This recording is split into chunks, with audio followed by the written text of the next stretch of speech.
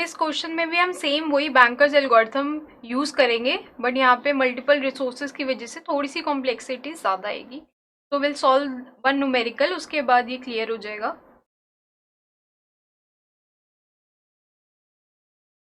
और साथ में आपके सिस्टम में ये इंफॉर्मेशन गिवन है, जैसे इस इंफॉर्मेशन के अकॉर्डिंग पी नॉट जो प्रोसेस है उसको 0 यूनिट एलोकेटेड है ए के, 0 यूनिट एलोकेटेड है बी के, 1 यूनिट एलोकेटेड है सी का और 2 यूनिट एलोकेटेड है डी का। तो यहाँ पे हमारे पास एलोकेशन मैट्रिक्स गिवन है, उसके साथ हमारे पास मैक्सिमम नीड गिवन है। मैक्सिमम नीड के अकॉर्डिंग जैसे अगर मैं P1 की बात करूँ सेकेंड रो की, तो P1 में क्या गिवन है आपको कि मैक्सिमम P1 को A के 1 इंस्टेंस रिक्वायर्ड होंगे, B के 7 इंस्टेंस, C के 5 इंस्टेंस और D के 0 इंस्टेंस। मैं इंस्टेंस बोलूँ या यूनिट बोलूँ, इट इज इंटरचेंजेबली यूज। आपको क्वेश्चन में यूनिट भी गिवन हो सकता है या इंस्टेंस भी गिवन हो सकता है, एक ही बात है। अब आपको बताना है क्या आपका सिस्टम इस टाइम सेफ स्टेट में है या फिर अनसेफ स्टेट में। तो पहले हम देखते हैं सॉल्यूशन।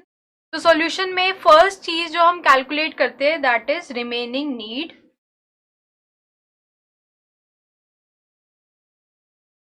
तो रिमेनिंग नीड क्या होता है आपके पास, मैक्सिमम नीड माइनस एलोकेशन। तो रिमेनिंग एक प्रोसेस की कितनी नीड रिमेनिंग है वो कैसे पता चलती है कि मैक्सिमम उसको 5 यूनिट्स रिक्वायर्ड है और आपने उसको 4 दे दिए हैं, तो इसका मतलब उसका 1 यूनिट रिमेनिंग है। तो अगर हम इसी क्वेश्चन में कैलकुलेट करते हैं नीड,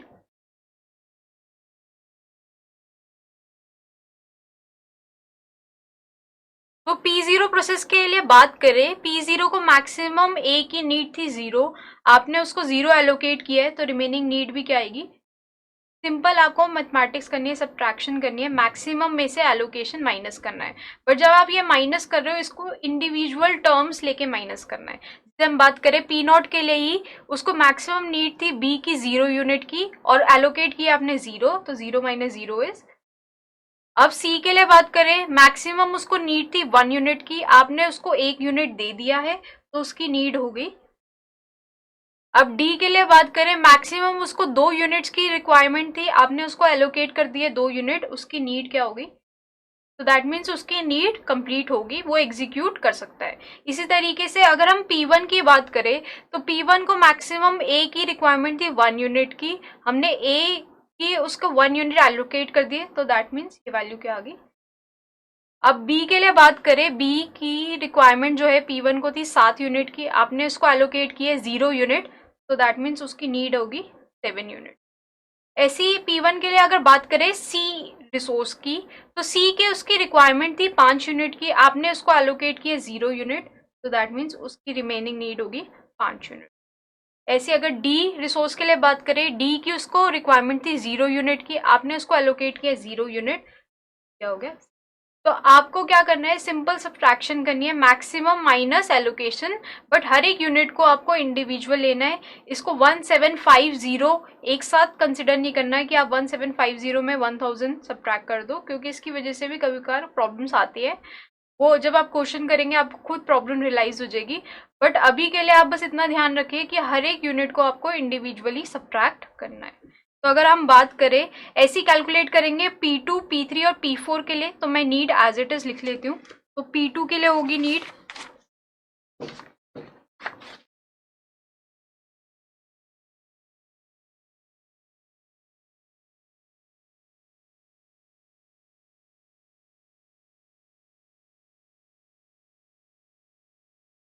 तो इस तरीके से हमने कैलकुलेट कर लिया है need matrix. Need matrix simple maximum minus allocation, उसके बाद मैक्सिमम मैट्रिक्स की रिक्वायरमेंट नहीं रहेगी, आप ये क्वेश्चन के लिए एलिमिनेट कर सकते हो। मैक्सिमम की रिक्वायरमेंट सिर्फ नीड को कैलकुलेट करने के लिए होती है। नेक्स्ट हम कैलकुलेट करेंगे अवेलेबल मैट्रिक्स।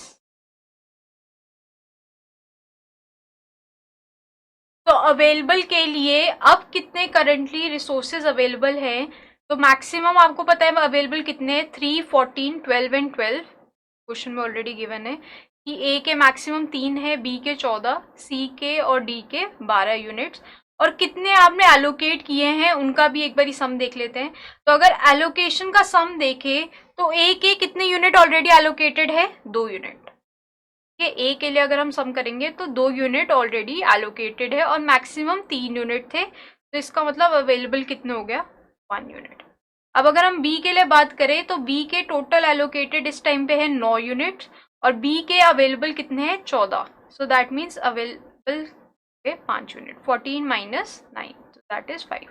अब हम सी की बात करें, सी के लिए टोटल एलोकेटेड कितने, 10 यूनिट और सिस्टम में अवेलेबल टोटल कितने थे, 12 यूनिट। सो सी के भी अवेलेबल हो गए 2 यूनिट। ऐसी हम बात करेंगे अब डी के लिए, डी के टोटल एलोकेटेड हो गए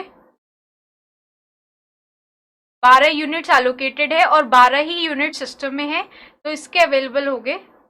सो दिस इज 1520, बट इसको भी इंडिविजुअली आपको कंसिडर करना है कि ए के 1 यूनिट है, बी के 5 यूनिट है, सी के 2 यूनिट और डी के, तो इतना अवेलेबल मैट्रिक्स। तो अवेलेबल भी हमने कैलकुलेट कर लिया, अवेलेबल हमने कैलकुलेट किया है, टोटल अवेलेबल माइनस एलोकेशन। अब इतनी इंफॉर्मेशन से हम बैंकर्स एल्गोरिथम को एम्प्लॉय कर सकते हैं, यूज कर सकते हैं। बट अब बैंकर्स एल्गोरिथम को जब हम यूज करेंगे या फिर एग्जीक्यूट कराएंगे बैंकर्स एल्गोरिथम से, तो हम सिर्फ एलोकेशन मैट्रिक्स, नीड मैट्रिक्स और अवेलेबल मैट्रिक्स का यूज करेंगे। और नीड और अवेलेबल क्वेश्चन में गिवन नहीं था, हमने नीड और अवेलेबल कैलकुलेट किया है यूजिंग दीज 2 फॉर्मूलेज। तो अब हम कैलकुलेट करते हैं बैंकर्स एल्गोरिथम से कि आपका स्टेट सेफ है या नहीं। तो आपके पास इंफॉर्मेशन, तो अब हमारे पास क्वेश्चन में ये सारी इन्फॉर्मेशन आ गई, हमें ज़रूरत है एलोकेटेड मैट्रिक्स की, नीड मैट्रिक्स की और अवेलेबल मैट्रिक्स की। अब इसके बाद हमने क्या करना है, वर्क मैट्रिक्स, वर्क किसके इक्वल है, अवेलेबल की। अगेन जो है ये वर्क और फिनिश का यूज कर रहे हैं जस्ट जब आपको बैंकर्स एल्गोरिथम की एक्सप्लेनेशन देनी होगी, उसके लिए न्यूमेरिकल सॉल्विंग के लिए आप डायरेक्टली भी कर सकते हैं। तो work is equal to available. तो यहाँ पे हम वर्क की बात करें तो इस टाइम पे work is 152, work is equal to the available matrix. और उसके बाद हम बात करें finish,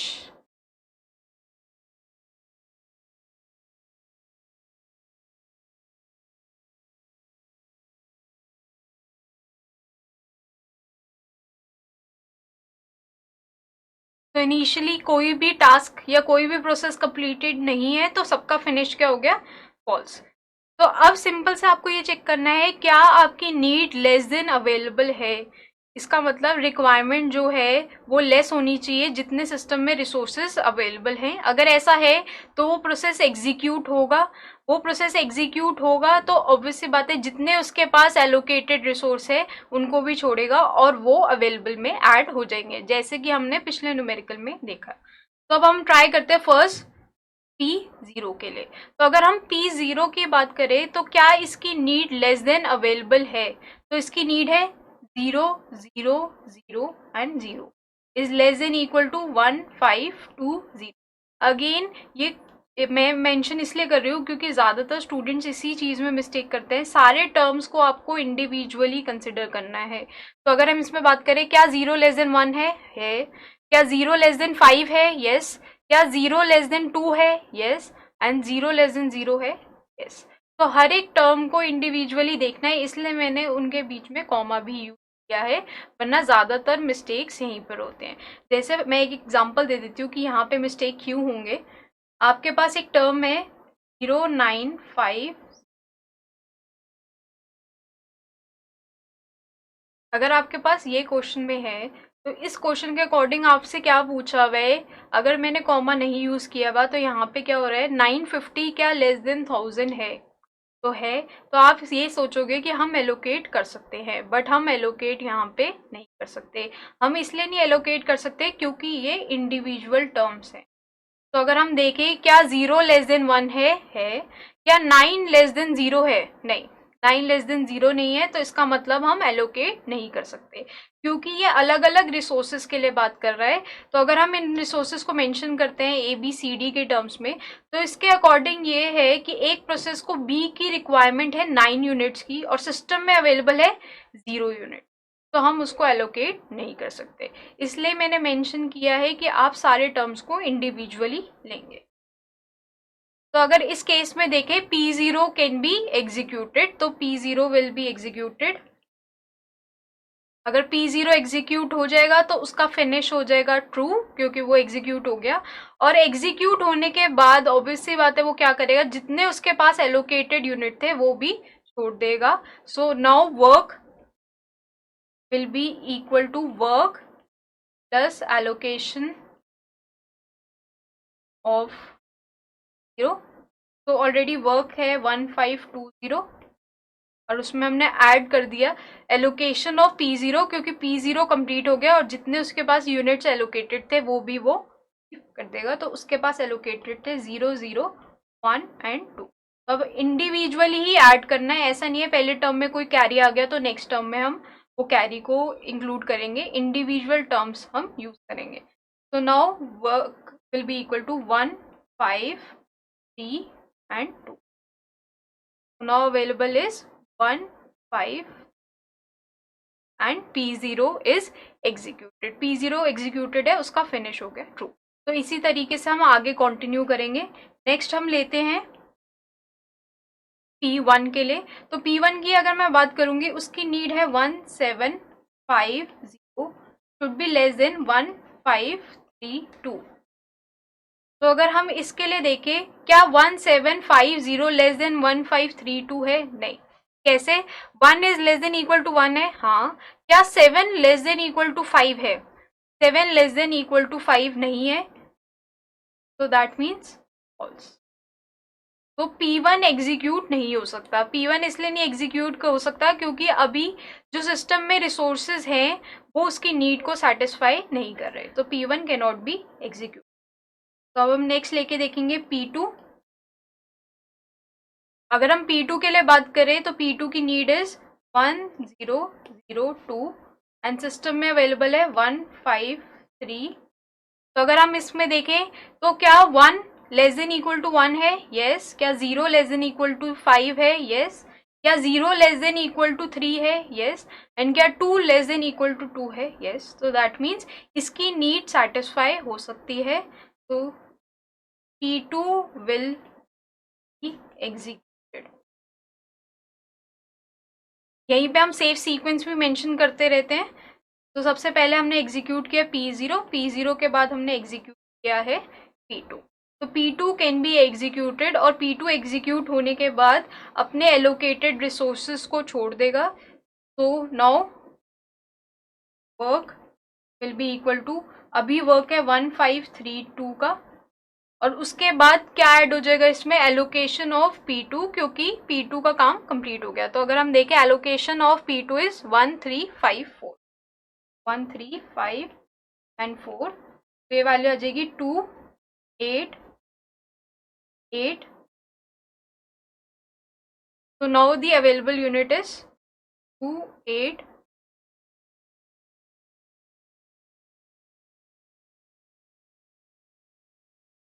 6 and P2 will be executed. तो P2 का फिनिश हो जाएगा ट्रू।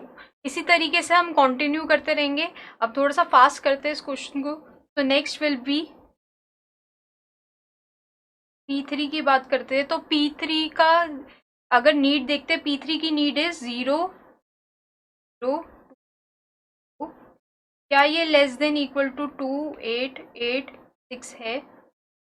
तो अगर हम देखेंगे ये लेस देन इक्वल टू है, that means P3 will be executed।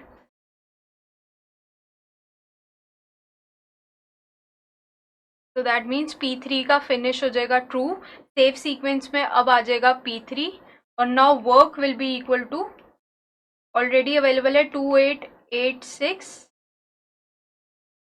और इसमें हम ऐड कर देंगे P3 का एलोकेशन, क्योंकि P3 अपना काम करने के बाद जितने एलोकेटेड यूनिट्स हैं उनको भी छोड़ेगा। So work will be equal to 2886 plus P3 के अगर हम एलोकेटेड यूनिट देखें so that is 0, 6, 3. So this is coming out to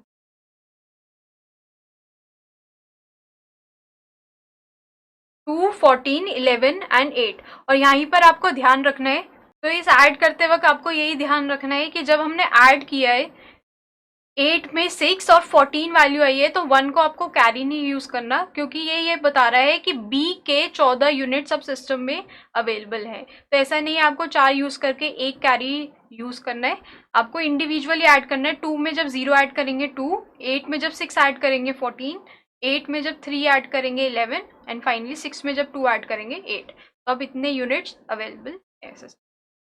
next जब प्रोसेस P4 की बात करेंगे हम, अब P4 की नीड इज 0, 6, 4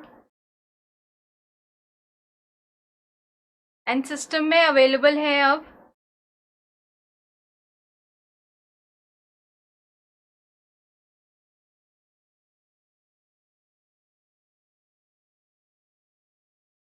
तो ऑब्वियस सी बात है ये वैल्यू भी लेस है। तो नाउ